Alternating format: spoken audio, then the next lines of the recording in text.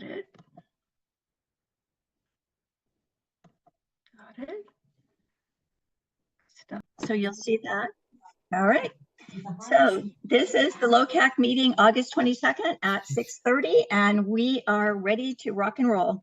Deborah, our chair, is off celebrating her birthday tonight, so I am going to run through the meeting for us. I'm going to do roll call. Andrea? Present. Danielle? Here. Jim? Salio? Here. Both Jims are here. Both Jims are here. Okay, Gary? Present. Present. Brad? Here. Oh, we got Claire. Wait a minute. I got her. Thank you. Deborah, excuse. John? I'm here. And Molly? Here. And Trish Bartel, present. Okay. Let's go ahead and start the meeting with chairperson announcements. First announcement I have is that we're still looking for a council member for District 1, which is down in Andrea's neck of the wood. So any hope you can give us there. Okay. I've been spending more time at Bearwood trying to find people from District 1 to invite them, but that's not working as well. Yeah. Okay. Deborah also wants to make sure that she congrats the volunteers at Celebrate Los Osos who donated to the Red Barn Fund. And the Red Barn is currently 100 years old. 74 individuals and businesses donated $5,000 for chairs and new storage carts, which is pretty awesome. Yeah. Are there any council member announcements? No. Molly? Do I have one? I don't know. Can announce where Rotary is having a big parents family fun day on September 8th, which is Grandparents' Day. Starting at noon, free activities for kids. Lunch you can purchase. Band starts at 2. A drawing for a raffle. I think it's pretty exciting. So it's Sunday, September the 8th, starting at noon. That sounds wonderful. Thank you.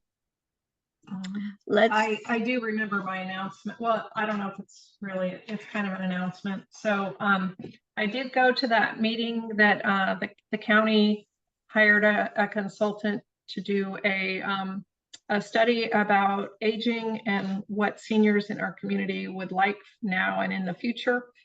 And so a consultant was hired by the county to hold meetings in various different towns within the county and gather information. And they told us about, sort of their vision for the unincorporated areas. And then they had us do a survey about what we wanted to see. And then they did a Q&A, and it was actually really good. And, sort of fact-finding mission right now. So they'll be putting a report together, I think, for the county supervisors. So anyway, the biggest thing is a lot of people expressed they'd like to have a senior center that was a nice facility like what they have over in Morro Bay, which I think we've heard before, but anyway, yeah. Thank you. All right, let's go down to county and local reports. I don't see that we have the sheriff tonight. So let's move on to Lieutenant Tim Santoro, and I'm going to ask you to unmute. Hi, welcome. All right, are you there? Can you guys hear me? We can, thank you. Awesome. All right. Hey, hope everybody's doing well. Just for our month, what we had is we've had 11 total crashes that we investigated out there, and the breakdown for those was going to be 1 major injury collision. We've had 2 minor injury, 5 non-injury collisions, 2 misdemeanor hit and runs, which means it was a hit and run, but there's no injury to any of the parties, and 1 misdemeanor DUI crash where the subject was arrested. Okay, thank you. Are there any council questions? No? Any questions from the community? No? Lieutenant Santoro, thank you so much for being here tonight. I think that was an excellent report. All right, perfect. Thank you guys. And you have a great night. Thank you. Thank you. Basin Management Committee, Dan Heimel, I saw you. I know I saw you. Oh, right He's here. there. I've You're asked him to right unmute. staring at me. Okay. There you go. Can you hear me? Yep. Great. Yeah, Dan Heimel, Executive Director, Los Osos Basin Management Committee. The update for the Basin Management Committee was that we did not have a meeting in July, but we did have a meeting on August 21st, which was yesterday. At that meeting, we had a presentation of a service recognition resolution for Marshall Ohilski for his extensive public service and his 8 years as the chair of the board of directors for the Los Osos Basin Management Committee. So the BMC, as we call it, wanted to acknowledge all his efforts in helping us move towards a sustainable groundwater basin. We also had a presentation from Claire Momberger from County Planning, probably a similar presentation to what you'll be receiving later this meeting on the Los Osos growth rate implementation approach. And then additionally, we had a presentation on the spring 2024 Los Osos lower aquifer water quality monitoring results and updated chloride metric, and then an award of contract to Cleith Harris Geologists for some well modification projects that we're looking to complete this year to improve our groundwater monitoring program. And that concludes my BMC update. Thank you. Any questions from the council? Andrea? Trish, I'm sorry, I'm struggling with my raised hand feature. I'm not a question. I just appreciate Dan being here for that report. And I'm guessing that's going to be a monthly type thing that we're going to have this report. Fantastic. Thank you very much. Yep. All right. Thank you very much. Are there any community questions? Nope. I don't see any hands. All right. Thank you very much. Let's move down to Claire. Welcome, Claire. Going to ask you to unmute. Been a long time since I've seen you. Hello. Good evening. Can you hear me? We can. Okay, great. Thank you. Yeah, I think a lot of my updates for tonight will be covered in my presentation in a couple minutes here on the Los Osos growth rate approach. I'm going to cover upcoming milestones for the community. Every month I send tree removal requests, active permits, and active plan reports to Deborah, and she distributes to the council. Those will be made available to everyone by next week for your review. And then, yeah, I think if I can just jump into my presentation. Absolutely. Trish. Okay. You need to share the screen. Yes, I will need to share screen, but it looks like I'm allowed. Yep, I did. Thank you. Okay, thank you.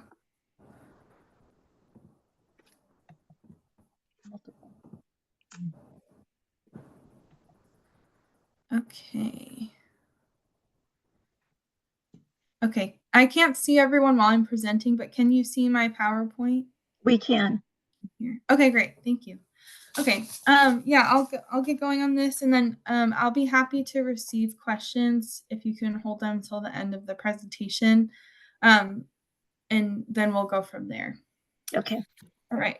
Yeah. So, and just to repeat, I'm Claire Momberger. I'm a planner with the long range team at the county in the planning and building department, and we're processing the Los Osos community plan update. So I want to start with some milestones this year that have to do with the update of the community plan. The first being that the Coastal Commission provided the county with some suggested modifications to our local coastal plan amendment on June 13th. On October 5th, in a couple months, we're going to have a Los Osos town hall to discuss kind of all things Los Osos and community plan, community development related. More details to follow. I'll share those here at the LOCAC meetings, but also the details will be up on our website, or you can always contact me directly if you can't find those. On October 24th, right after the town, or a couple weeks after the town hall, we'll have another LOCAC meeting where I assume these topics will probably be discussed again. And then on October 29th is the big day when the County Board of Supervisors will have a hearing to consider the Coastal Commission's suggested modifications, the amendment to the Los Osos Community Plan, the Los Osos growth rate and wait list to build, and the Los Osos Habitat Conservation Plan implementation. And then in December of this year is when we are expecting for the Coastal Commission to consider the County Board of Supervisors action. And so for tonight's presentation, for the information tonight, we'll just be focusing on the approach to the Los Osos growth rate and the wait list to build. If you want more information on the other elements that are going to the board on October 29th, tonight's not the best night, but the upcoming town hall and the upcoming LOCAC meetings will be the best place to get more information. To zero in on the Coastal Commission's direction, these were kind of the key policies and regulations. The first being that there's a residential growth rate cap of 1% for residential dwelling units, and that would include accessory and affordable dwelling units. The second, that a requirement for development to comply with the Habitat Conservation Plan. Excuse me, Claire, the slides aren't moving forward. We still see the first one. That's weird. What we're seeing is Los Osos growth rate implementation approach. Oh, thank you. Sorry to interrupt, but I'm sure you have really good stuff on there that we want to take notes on. No, yeah, thank you. I appreciate that. I'm just gonna stop sharing and start sharing again, and hopefully. Okay. I don't know how to fix that otherwise. Oh, now it's showing. Did you see that change just now? It did. Now we're on. Oh, great. California Coastal Commission, June 30th, 2024. Okay, perfect. Perfect. Okay. So I just finished covering the second bullet here of the Coastal Commission's key policies from their action on June 13th. So the third bullet point here is they included a requirement for development to be served by a sustainable wastewater treatment system, such as the Los Osos sewer. One note I'd like to make here is while the Coastal Commission's direction included having accessory dwelling units subject to that 1% cap, accessory dwelling units are still not allowed to be built in Los Osos as of 2023. This provision didn't allow for accessory dwelling units, ADUs, to be built. The county would have to amend our coastal zone ADU ordinance for that to happen. So this was Coastal Commission's direction. And then our implementation of that first bullet point, the 1% cap, happens in the Title 26 Growth Management Ordinance.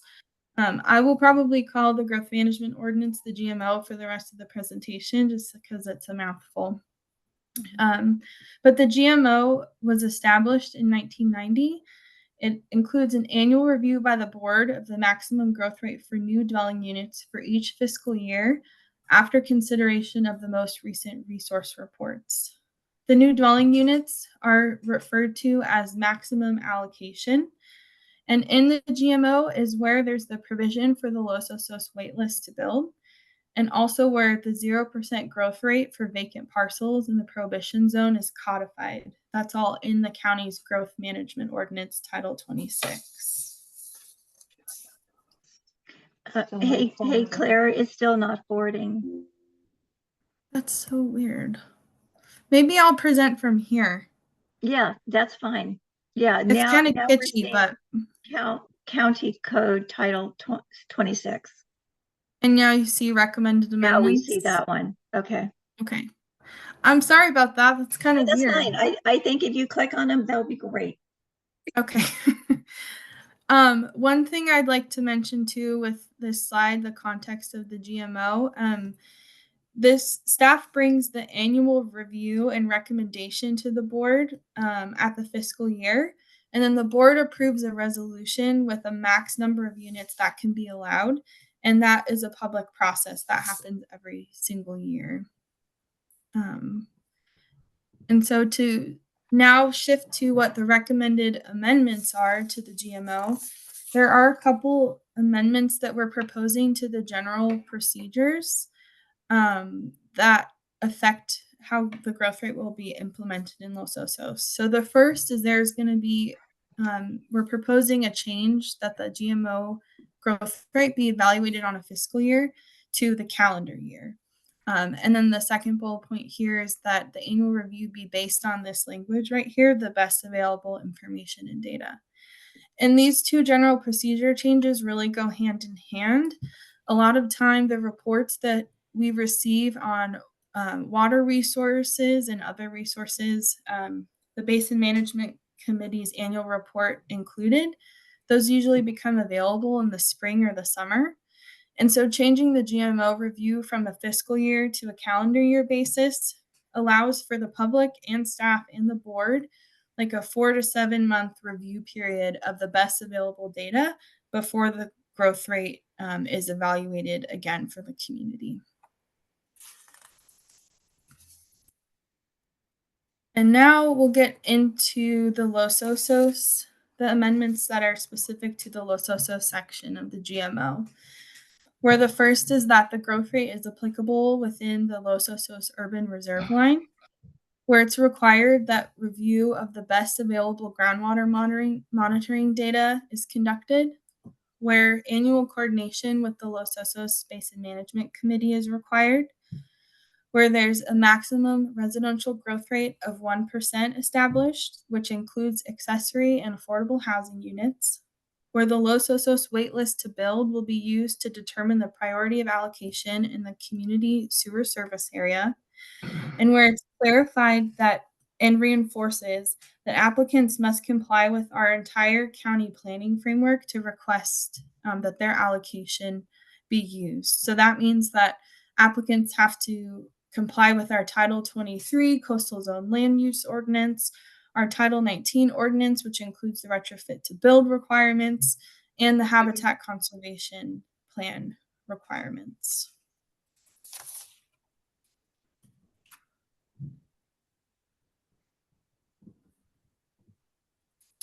Okay.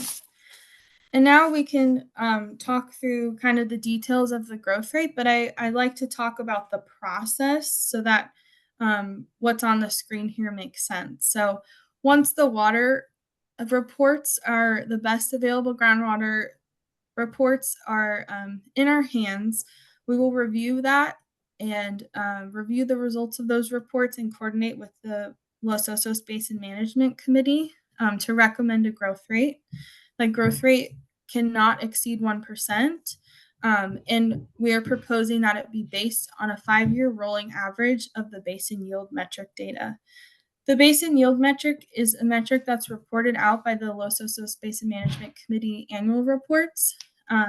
And to put it really kind of big picture, the basin yield metric is like a comparison of the estimated groundwater pumping over the past year with the estimated sustainable yield of the basin.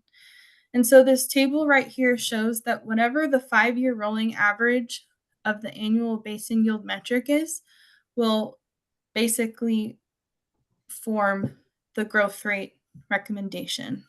For instance, in this first line in the table, if the basin yield metric 5-year average is showing to be less than or equal to 80%, which is good in water management terms, then a 1% annual growth rate will be recommended.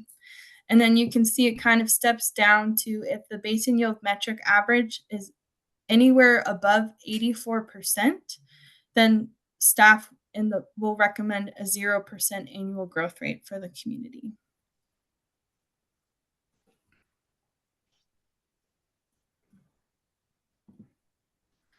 Now, one thing to mention with this is that in 2022, the Basin Management Committee adopted a new sustainable yield methodology, which the intent there was to be more conservative of water resources and be more cognizant of the annual data.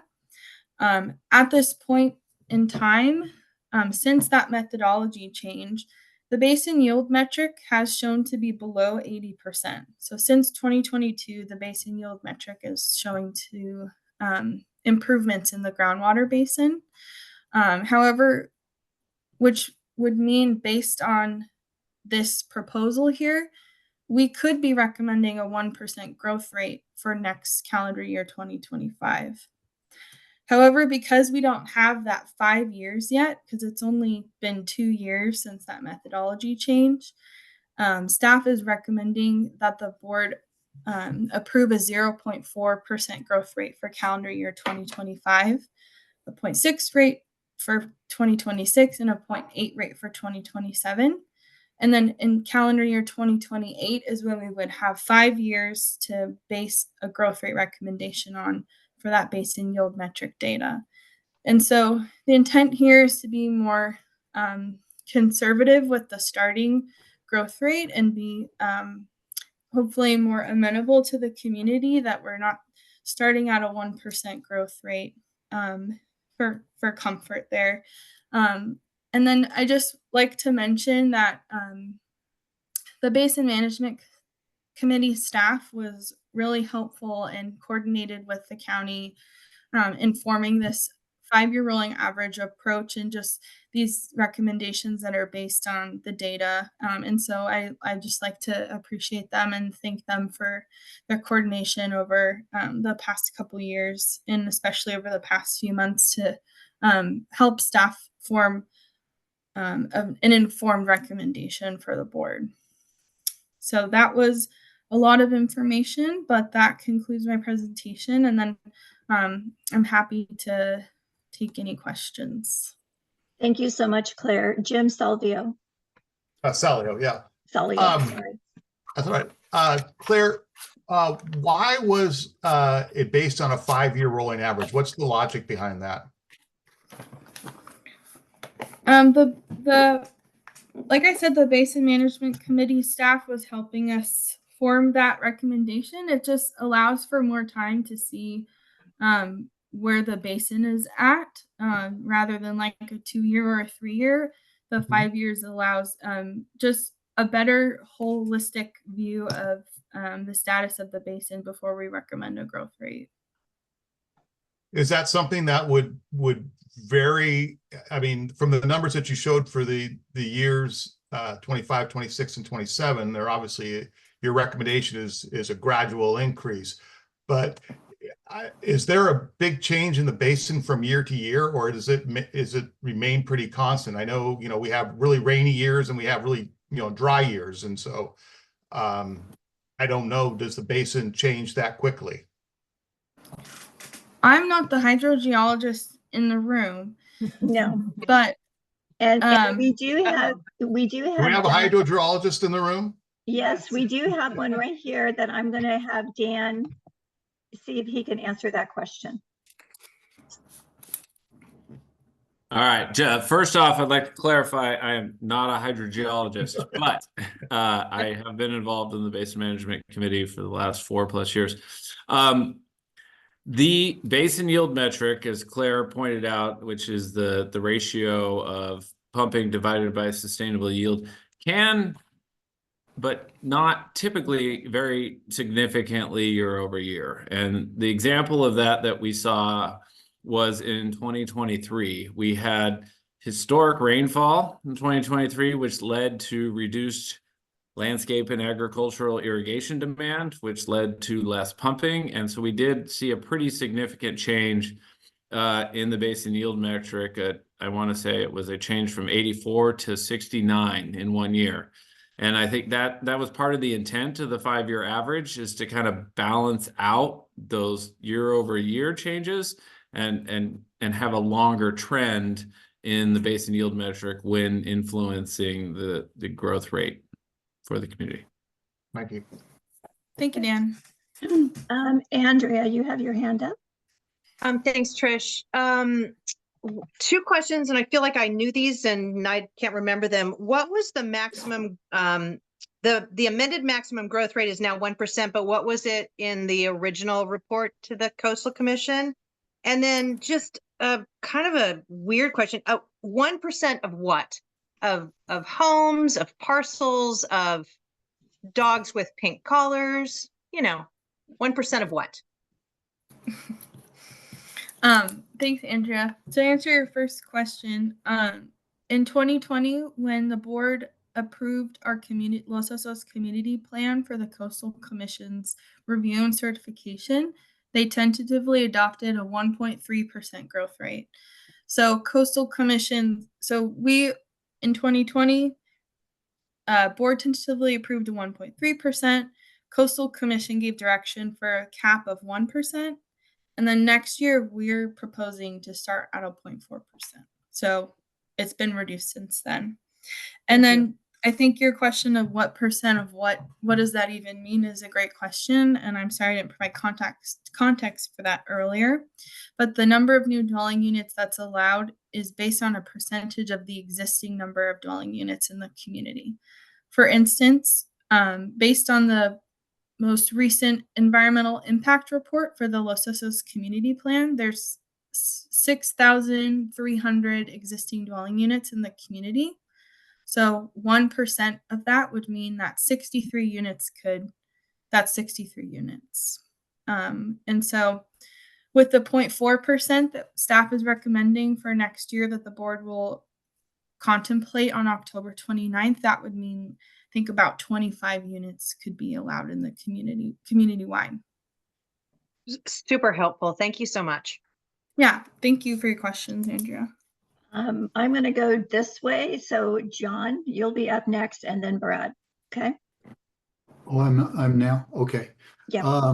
Claire, if we as a community would like to step up affordable housing construction, that might typically be in, multiple units. And I'm wondering over the next 5 years, how we do that, if affordable units are tied to the same metric as single family homes. But is there any consideration of, okay, we have multiple things we want to do in Los Osos. We obviously want to save water, but we would like to provide some more affordable housing. I don't know how we get this horse to run if we are tied with these relatively arbitrary, rules. Thanks, John.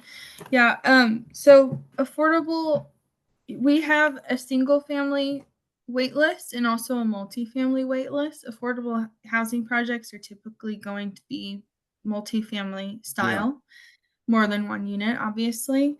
And so there are some properties on the wait list for multifamily that could have priority in the community sewer service area. When the growth rate maximum allocation is set for the year, 75% of that will go towards area properties within the sewer service area, and 25% will be available to affordable units, accessory dwelling units, and properties outside of the sewer service area. So they will be a part of they will be able to request allocation, especially if they're on the wait list. And if not, there is a set amount reserved for that. I wasn't aware of that. Would we be able to get a list at some time in the future of what's on, who has applied and how many units are waiting and where they might be proposing? Yeah, that's accessible on our website right now. Okay. But it will be something that we'll have available for everyone at the town hall, so everyone in the community can have a copy in their hands and see that. Great. Thank you for that. Okay. Thank you very much, John. I think Brad was next, and then Molly. How do these restrictions square with the 97 homes that are supposed to be going in on the driving range near the golf course? The Anastasi project. Yeah. According to my wife, who was talking to the folks that work there at Sea Pines, the developer was in talking to them this week, and he told them that they're going to start grading in April. And I just wonder how are you going to put 97 homes in there under these restrictions? So because those parcels are vacant and within the community sewer service area, they will have to be on the Los Osos wait list to be able to have any sort of priority when it comes to allocation. When you speak to the actual like grading and development of the project, that's removed from this conversation a little bit. It's more related to the conditions on the approval of the map. But when it comes to the growth rate and how that applies, each home would need to have a requested spot on the wait list to have priority in allocating. Okay, so they have units. to actually build the homes, they have to get in line with everybody else. They're at the bottom of the line. Okay, And thank you. we're gonna flip over to Blake. Do you want to ask you to unmute? I've seen your hand up a couple times, Blake, so just. I was just going to jump in and help answer that question, but we got there, so that was all. Thanks. You're welcome. Molly, did you? Okay, so Claire, that last slide you showed with the years and the percentages of growth, I didn't quite understand. Are you saying we would be starting with less than 1%? Yeah, 0.4. Mm-hmm. And then in 26, 0.6, and 2027, 0.8. Okay. So you're not starting with the 1% right from the get-go. 0.4. Okay, that's all I had. Any other questions from council? Either raise your hand or raise your hand. You know, whichever way that you know how to do it. No? Okay. Any questions for Claire from the community? Oh, and Andrea, you have your hand up? Well, I have a question, but it's not about this, but it's about planning in general. So I don't want to jump ahead until we're done with this issue. Sorry. Thank you. So any other questions on this topic? All right. Thank you, Claire. That was a great presentation. I'm not sure if I took all of the notes I needed, but I think I got a good rough idea. And Thank you. Andrea, you're up for your next Trish, topic. can Andrea's or Claire rather, could that PowerPoint be made available to the commission or to the members, to the advisory committee members? Yeah, we can have that on the website, or I can send it to Trish and Deborah, and Thank you. they can disperse And it. I've learned now and then, through Gary how to do that. good job. And then I just want to remind, like, we're gonna have that town hall in October. I really hope you tell your friends and family in the community about it. It's gonna be a great place to get questions heard and asked, and have more information on this whole process. So October 5th, mark it down. It's a Saturday. Thank you. Thank you. Okay. And Andrea, you're up. Thanks. Claire, I've had probably 3 or 4 people over the last, I'm going to say couple months, have questions about a development next to Celia's restaurant. It was sold, I don't know, a year ago, and there's been some apparently some pretty significant changes to the lot next to it that used to be Sage Landscaping. And I know that there have been there's proposed to be some concerts there. And I think there's several members in the community that are just worried that apparently no permits were pulled for any of that work. So I'm not sure that they continue to ask me about it. And so I wanted to pass it by you to see what you found out. I think that several of them have contacted code enforcement and have been unsuccessful, I'll just say. Not their words, my words. Okay, yeah, I think another council member asked me about this, and I've been gathering information the past couple days. But what I do know is there is a code enforcement case open on the property, and so our code enforcement team also is looking into. I think the grading was a big concern from the community. So our code enforcement team, their process is they would look to see what permits have been applied for, what's the status of those permits. If there are no permits in place, it's up to the property owner to make it right, get the right permits. Okay, so that's a fantastic answer. It's, so basically there's an open case with code enforcement, and that will be helpful to the people that have asked me. I appreciate that. Thank you very much. Of course. Molly?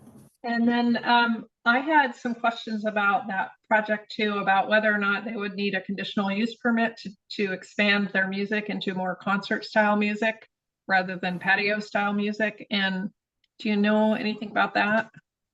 That's something I'm still looking into, Molly. I apologize. I haven't had an answer yet. That's okay. Looking into that though. You've been a tad busy, Claire. We completely understand. Just a tad busy. All right. There's good things happening in Los Osos, keeping us busy. Well, we're trying to get something started. We really are. All right. Claire, thank you very much. And are you going to stick around for a little bit? Thank you. I'll be here. Let's go to Blake, who is representing Supervisor Bruce Gibson tonight. And I'm going to ask you to unmute. Sorry. There you go. Thank you. Yes, Blake Fixler here on behalf of the supervisor. He is in Riverside County on CSAC business. I won't say I'm not looking forward to his presidency being up at the end of November and having him back in San Luis Obispo a little bit more. But the inverse of that is, as president of CSAC, we are very well represented at the state and national level to keep good things happening in San Luis Obispo County and in Los Osos. But to my report, one thing I did want to start off with was on Tuesday, we had an item that I think drew a little bit of confusion from some of the people in Los Osos. I think we did try to get what was actually happening out, but there was some concern that the board was considering a kiosk at the entrance of Montana de Oro. And I'd like to clarify what that was and why that conversation came about. And a lot of this predates my time with the county, but goes back to a contract that the county has with state parks that goes back to 2009, which details things that the county would run on behalf of state parks on land that state parks owns. That would include Montana de Oro, the Morro Bay Golf Course. At the time, it was parts of the Cayucas Pier and the Cayucas Vets Hall, bunch of things on the coast. In that contract was an option. So think of like a decision tree that said if the state parks wanted the county to abandon the road that goes in, just consider Pacho all the way to Spooner's Cove that the county maintains, that we could abandon that if state parks did a bunch of things, and state parks had the option to put in a kiosk. So that's an option that state parks could exercise, and technically has been something they could have done since 2009. Obviously, they haven't. I don't think the political appetite is there from state parks nor the county to do something like that. We have clarified with state parks, they do not have any current or future interest in doing that, but it is an option in the contract. So what came before the board was an extension to that contract and a renegotiation of that contract. So that option was extended for the next 5 years while we renegotiate.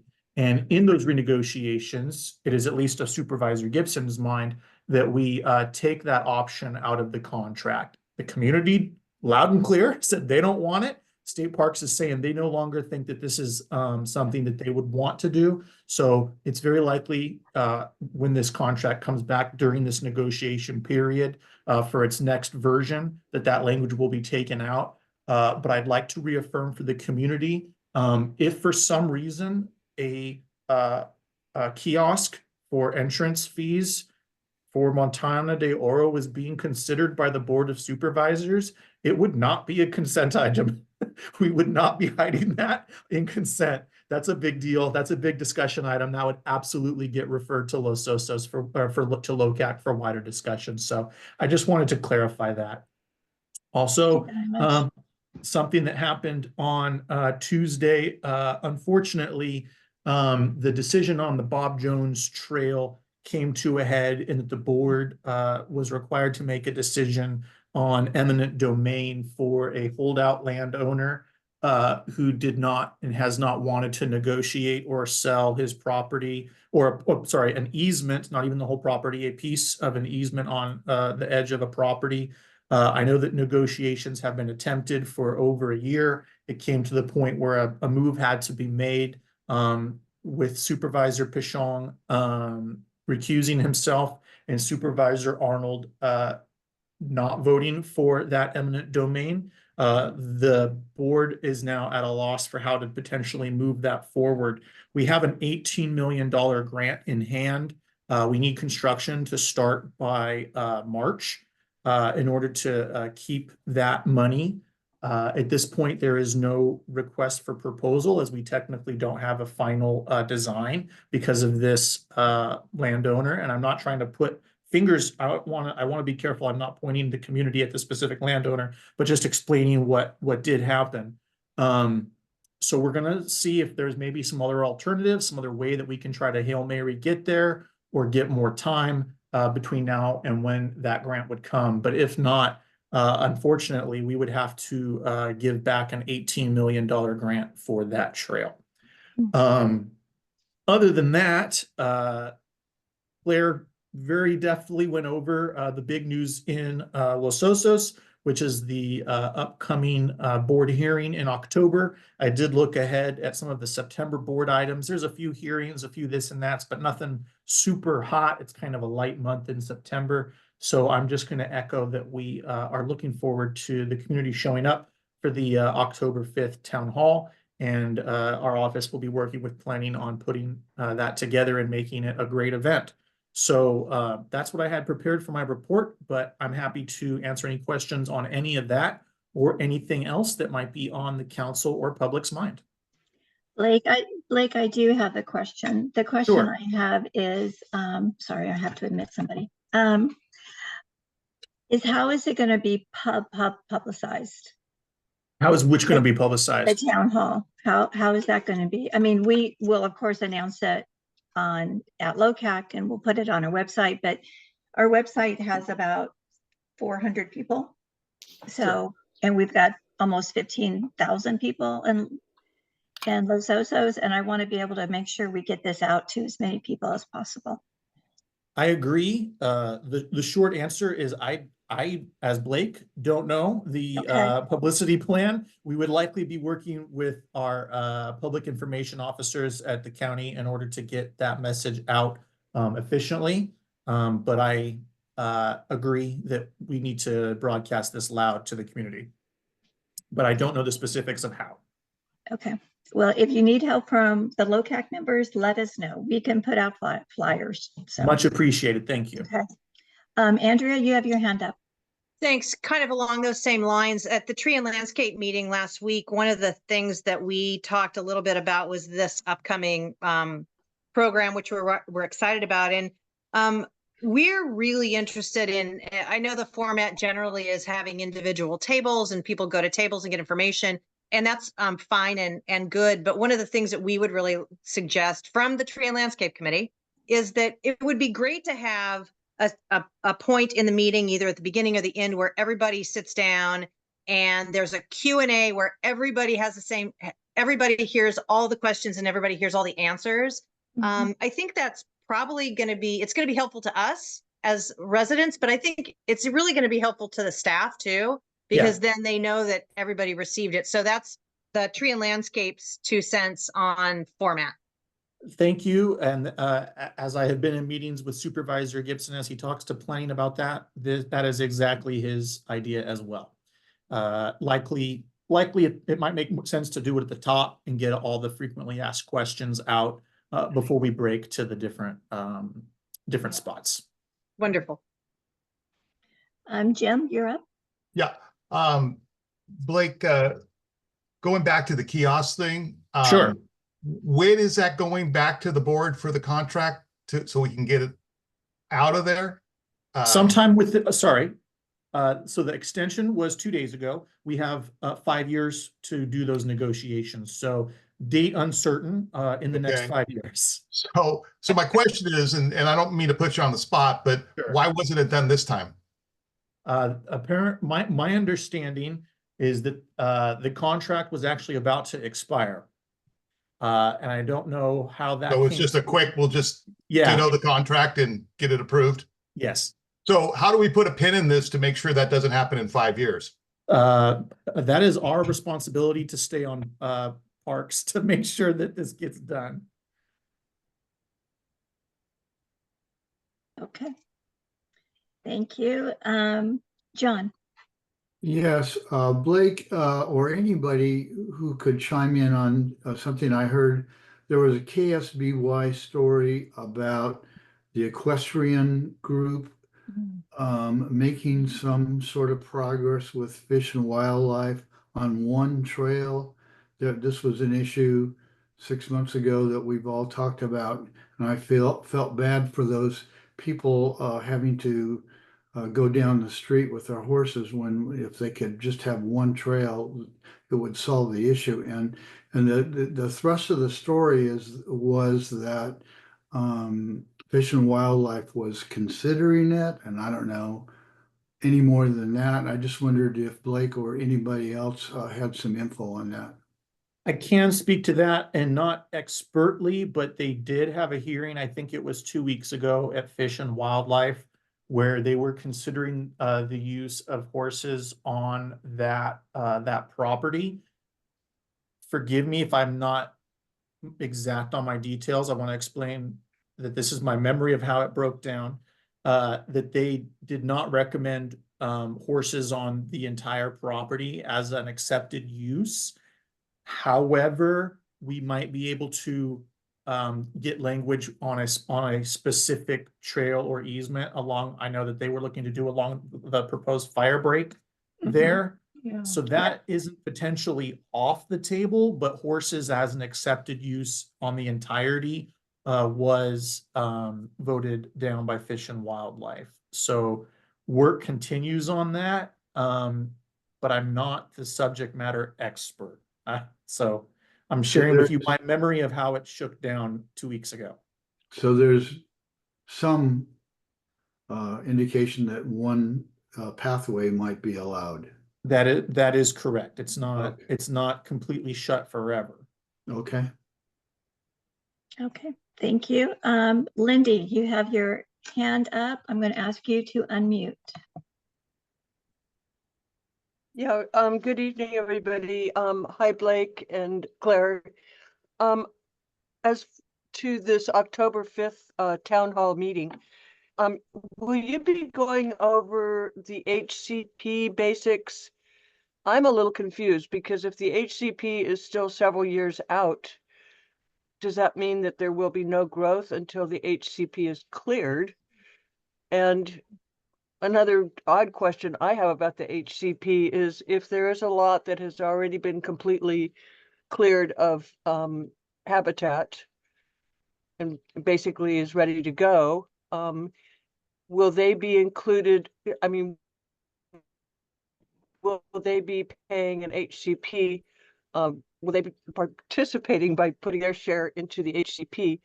Or will they be jumping ahead of other people because they already illegally removed all the landscape? Because the growth management and the HCP kind of have to go hand in hand. And I could you explain how that's going to work? Sure, I might tag in Claire to speak to that more specifically. If you're able, Claire. Oh, I'm sorry, Claire. I was just waiting for you to talk. You are unmuted. Sorry. That's okay. I should know not to mute myself till the end. Thank you, Lindy. Yeah, the HCP so at the town hall, we plan to cover habitat, water, wastewater, growth. Those are kind of the big ticket items, big subjects. We'll definitely be covering those, and we'll also have more clarity at that time on how all the pieces will play together as you mentioned, the HCP and the wait list, the GMO, they all kind of have to work together for reasonable and sustainable development in the community. But generally anything that causes ground disturbance will be required to comply with the HCP. And if they've already done their ground disturbance and have not contributed, will they be required to? I just think it could be on a per foot basis that every property that's undeveloped was once a natural habitat. And so those that have taken the steps or purchased property that was already cleared are getting a kind of a break, it seems. I know I'm not the project manager for the HCP, but I know that there are some provisions for if you have a site that the size of it is fit for a single family house, then the fees cover the entirety of the property. There's some details in there that I'm not super familiar with, but that we will have the details of at the town hall. We'll have the project manager at the town hall to cover questions like that. Okay, thank you. Thank you. Mhm. All right, if there's no other questions, let's move on to the CSD report. Thank you so much, Blake. And I see Matthew here. I'm going to ask you to unmute. There you go. Oh, let's try one more time. Oh, there you are. There it is. Yep. Okay. Thank you. Good evening. I'm Matthew Forcroy from LOCAC CSD. I'm a director, and I have a few updates for LOCAC this evening. I think one of the first things I wanted to open with is that we are going to have 2 empty seats on the board of directors. Missing a bunch of stuff. First off, Anyways, there's 2 open seats that were up for election in November. Nobody filed for those seats, so we will be going through an appointment process. We're still working out those details, but if you are interested or know somebody who is, please contact General Manager Ron Munns over at the district office, and we'll definitely be in contact to go through that appointment process. Our last meeting, it sounds like you all touched a little bit on the MDO issue. We had a good turnout about that issue. And it sounds like Supervisor Gibson's, from what Blake said, and I know what Bruce told me was that he's dedicated to working on that language being changed. So I know somebody in the audience, or no, somebody on LOCAC mentioned, like, how do we keep making sure that that happens? And I think, you know, that's definitely on the county, but also, you know, our community can keep raising awareness about that and just making sure that when the time comes, we have the appropriate amount of voice to make sure that the issue is discussed again.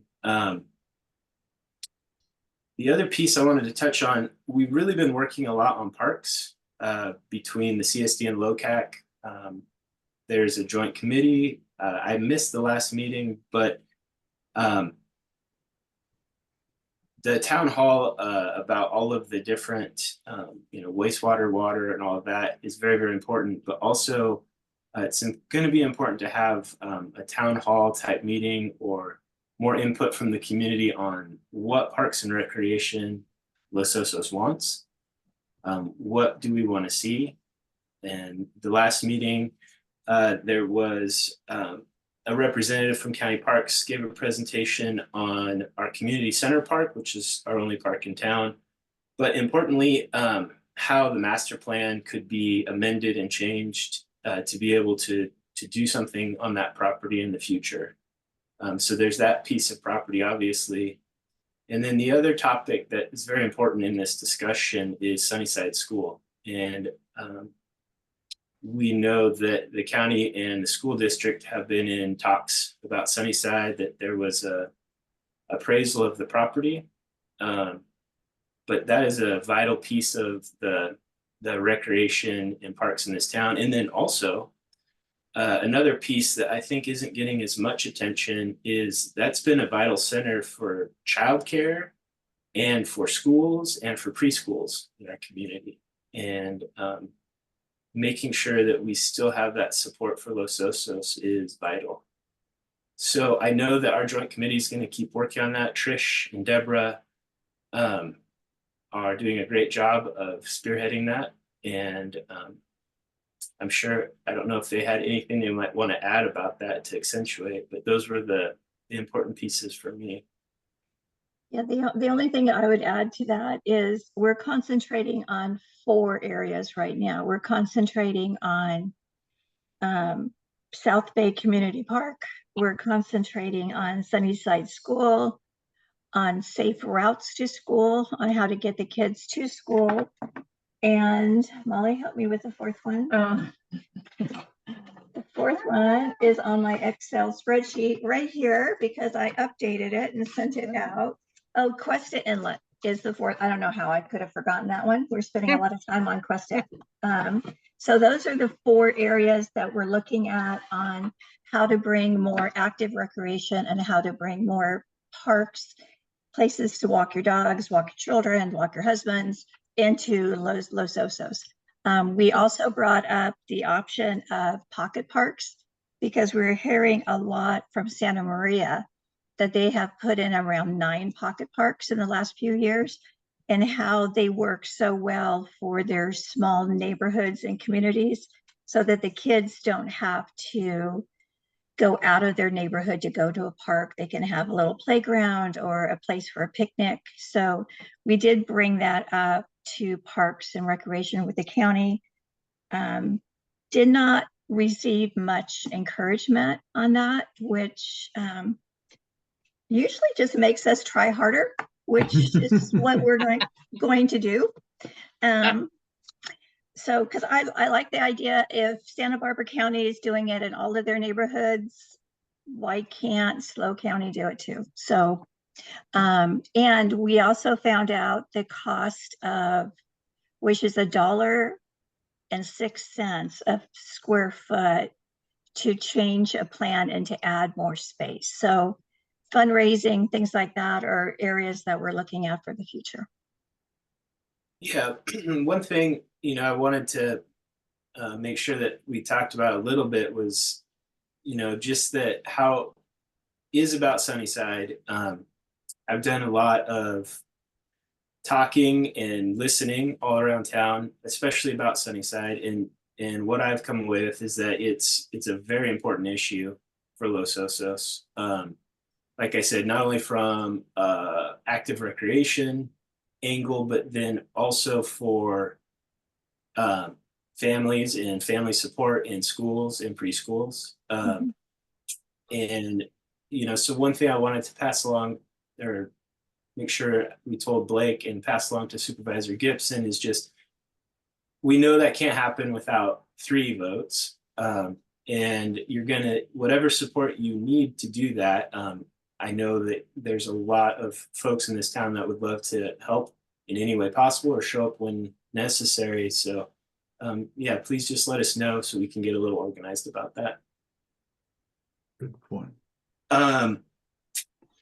It's not all Parks and Rec at the CSD, obviously. Right now, we also have a number of capital projects. We have quite a few capital projects going on. Our program C Well over off of Bay Oaks we finally received our building permit to start the final construction phase. So we should be starting in September and looking to be complete by end of this winter, early spring of next year, depending on the winter that we get. We're working on a SCADA system, which is a supervisorial control system, essentially linking all of our different facilities together to help efficiency and help our operators. We're working on a groundwater monitoring project, and also we are still working to implement the final solution. Remember, we did a temporary repair up at the Cabrillo Basin. We're looking and working towards the final permanent solution, which will be happening here. We'll get into a design phase here shortly. So if anybody has any questions, I'm completely available. Any questions from council? No. Any questions from the community?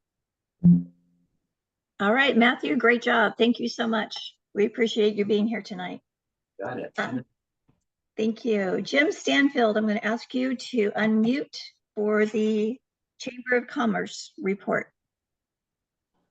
Right, we had two issues on our Chamber of Commerce. One is we finally got approval for moving the Chamber of Commerce into the South Bay Community Center. Got a lot of details to work out, so it's not a done deal. The agreement between the Board of South Bay Communities and the Chamber has been approved by the County Board of Supervisors. So we're on a go situation. It's just kind of details that need to be worked out. Second issue is that we've just completed another successful Festival of Flavor for the county, for the Chamber, and sold over almost 90 passports for 18 restaurants, and people were just excited about the opportunities. And the only concern people raised was it's a lot of restaurants to get to in 31 days. And at any rate, we're going to try to work with some data. They'll be sending their books back to us, looking at it, trying to make some improvements for next year. This is an activity that's been growing every year for the last few years, and this one was probably the most successful one we've had. Any questions? I'm happy to respond. Any questions for Jim? Nope. All right. Any questions from the community? Nope. Okay, Jim, don't mute yourself. You're on in just a couple minutes. So. I know. All right. Are there any public comments for any subject not on the agenda tonight? Raise your hand. Nope. Okay. Jim, you're back on for the treasurer's report. Treasury report, right. Our beginning balance July 1st, $1,027.45. Marvelous deposit of 9 cents of interest and PayPal expenses of $10. Our ending balance was $1,017.54. Woohoo. And we did submit a grant application to the county for $1,000, and Blake is expediting it, move it through. Great. Thank you very much. Any questions on Jim on the treasurer report?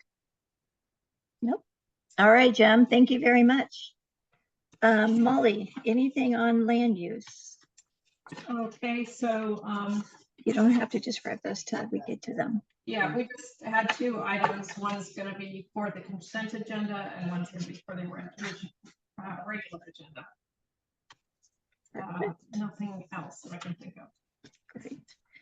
Okay, let's move on to Andrea for trees and landscaping, or John. Thanks, Trish. A couple things going on tree and landscaping. One, there's been a great group of volunteers that have been watering some of the trees that were put in. And we also did find out that EcoSlow is also going to help out with the watering 1 day a week. So I think that's going pretty well. The second thing, and probably the bigger thing, or as big, is that we have been, Tree and Landscape, of course, has a lot of questions about the HCP. And so we've contacted, I guess it would be the project manager, Kip Morris at the county. And we asked him if he would be willing to attend one of our Tree and Landscape meetings if we provided some questions that we had specifically about how it impacts what we're doing. So we are at our last meeting, Tree and Landscape meeting last week, we coordinated those questions and we'll be getting those to Mr. Morris, and we're hoping he'll be able to join us for our September meeting, Tree and Landscape meeting. And certainly we're happy to share those questions and answers with the entire board. So we're looking forward to that. John, I don't want to skip you. Do you have anything to add? No, but thank you for, trying to get this issue in front of the public. This, the HCP is complicated, and so we're really glad that we'll be able to have a forum, and then people will be interested, other than our group, of the answers to the questions. So thanks for your help on that, Andrea. You bet. All right, back to you, Trish. Thank you. Any other questions for Andrea? Okay, don't see any hands up. Active Transportation Committee did not meet in August, so there is no report. And besides, Deborah's not here tonight. So let's move on to the consent agenda. Molly, can you go through the first project? Okay, so the first project is a request for changing an existing single-family residence into a vacation rental. It's at 408 Lilac Drive. We reviewed the application, got all our questions answered. This is a project where someone had purchased, the property owner had purchased the house, but the garage, I think a room had been illegally converted in the garage. So they had to go through the process of changing it back to a garage. And, you know, in part of their request for a vacation rental. So it's been signed off by, all that stuff's been signed off by county planning and building. And we didn't have any issues with it. It's a 3-bedroom, 2-bath house with plenty of on-site parking. And so we, let's see, somebody needs to make. No, so what I will ask now is so Land Use Committee, unanimously approved this project. So I am asking for a motion from someone from the council. So move. So move. Can I I'll have a second it. second? Is Jim? Brad, Jim. Okay. May I have a vote? Can I see some hands for those approving? All right. Does anyone, Jim Stanfield, I don't see you, so I don't know if you raised your hand. I did, yes. You did? Thank you. I'm not on the board. I don't know why. Your video, it's on the very bottom of your screen. Oh, okay, there we go. Okay. Back Thank there. you. We want to see your handsome face. Ah, Okay. So were there anyone Okay, there we go. opposed? Anyone opposed to this? No opposition? No opposed. Okay. Why don't you go ahead and start with the regular agenda item, Molly? Explain Okay. that. So on the next agenda item, this is a proposal by Glenn Setting for a lot line adjustment over at the Sea Pines Golf Course. And essentially, the main golf course was 2 parcels, so they would like to merge that into one large L-shaped parcel. And then they want to separate off from where the pro shop, I think it's the pro shop, where the pro shop is, putting green. There's a fairly new house that's on that property. And so it includes removing that, separating that house from the rest of the golf course area. And so we went through that project, reviewed it. There were some sort of technical issues on the application that needed a few tweaks. The planner got back to us and told us that the applicant had gotten those taken care of. And And I have the notes on okay. that. So the project manager is Andy Knighton, and he answered all of the questions from land use that we had as land use. So on the application, in some areas it said there were 3 parcels, other areas it said it was 4 parcels. I think in reality, the application just wasn't completed. And so until it was completed and consistent, land use could not approve it. Since then, Andy Knighton has met with the client. There are 3 parcels, not 4. There's no additional acreage has been added. The house which is going to be separate, is served by wastewater, the Los Osos wastewater district. The house gets water from Golden State Water. And there is a 100-foot setback from the wetlands vegetation because that was unclear in the application. So those questions were answered. And I know that Jeff Edwards is here tonight, so we will see if he has anything further that he would like to ask. Before we discuss this, we should have a motion to approve All and a right. second. I will move that we approve it.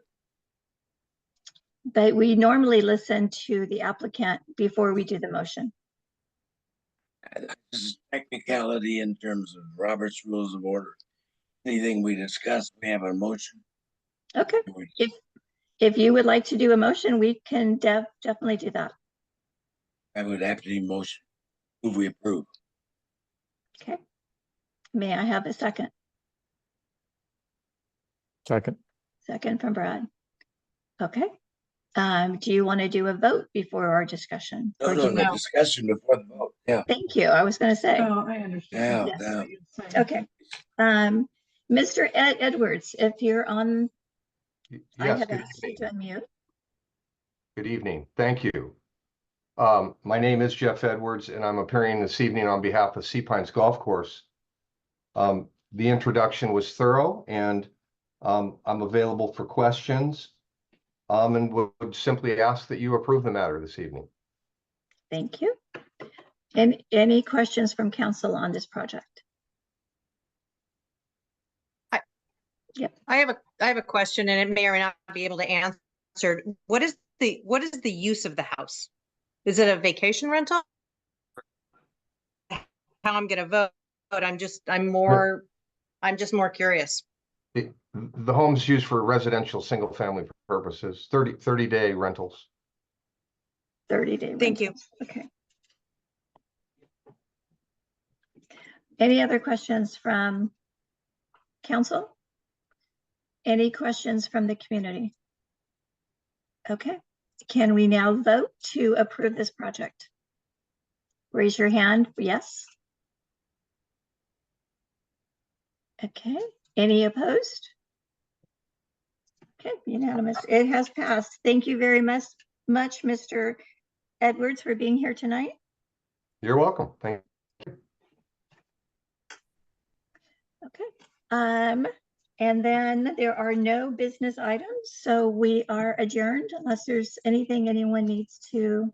Yes, Jim. This is just under the business item. We have our retreat on the 5th, Yes.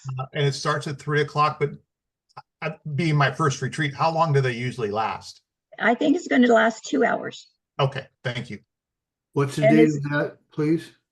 It is on the 5th of September.